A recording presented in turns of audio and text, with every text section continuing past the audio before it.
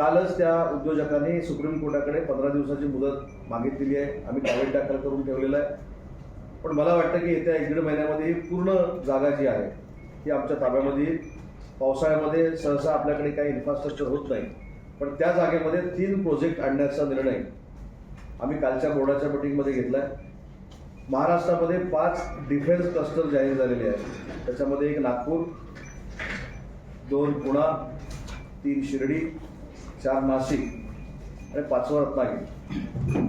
या 5ही ठिकाणी 200-200 एकर जागा ही डिफेन्स क्लस्टरला लागणार आहे. त्यातली 200 एकर जागा ही रत्नागिरीमधली स्टरलाईटमधली देण्याचा निर्णय हा आम्ही घेतलेला आहे. स्टरलाईटची जागा ज्या लोकांनी शेतकऱ्यांनी दिली त्यांच्या काही शंका आहेत त्या देखील मी बसून दूर करेन. आजच टाटाबरोबर आमचा एक MOU झाला.